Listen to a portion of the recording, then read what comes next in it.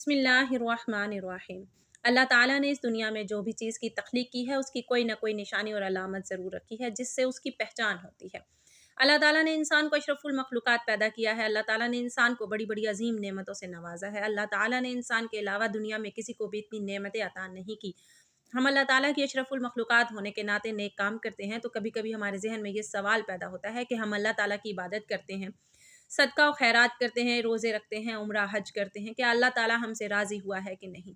आइए सही रवायात और अहादीस की रोशनी में हम अल्लाह ताला के राज़ी होने की कुछ निशानियों से आपको आगाह करते हैं जिनको पढ़कर इंसान मुतमईन हो सकता है कि उसका रब उस इंसान से राज़ी है या नहीं।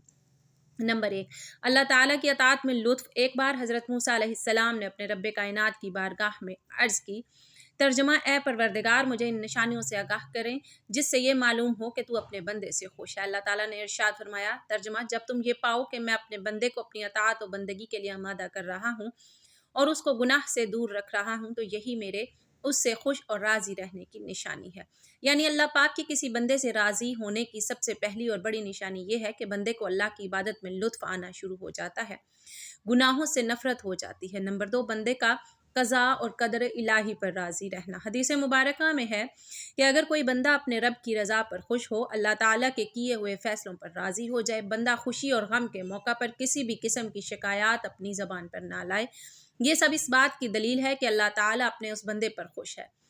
हज़रत मौला अली ने फरमाया, अल्लाह ताला की अपने बंदे पर खुश होने की अलामत यह है कि वो अल्लाह ताला के हर फैसले पर राज़ी हो जाए, चाहे वो फैसले उस बंदे के फ़ायदे का हो या नुकसान का हो। नंबर 3, मसाकीन की मोहब्बत। एक रिवायत में है कि एक बार कलीमुल्लाह अलैहिस्सलाम ने अपने खुदा की बारगाह में अर्ज़ किया, ए परवरदिगार, अपने बंदे से तेरे खुश रहने की निशानी क्या है।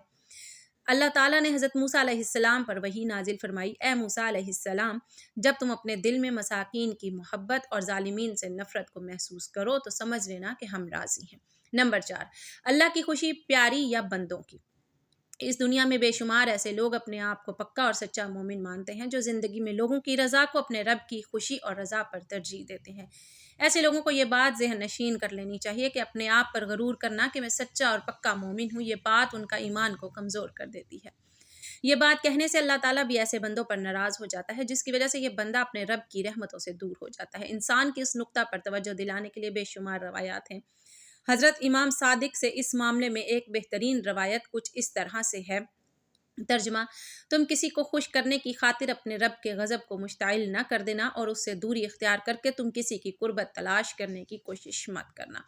इसके बारे में हज़रत मोहम्मद सल्लल्लाहु अलैहि वसल्लम ने खुद फरमाया है, तर्जुमा, जो अपने रब को नाराज़ करके दुनियादार की खुशी का तलबगार हो तो रब्बे कायनात उसी दुनिया को उस पर मुसल्लत कर देता है।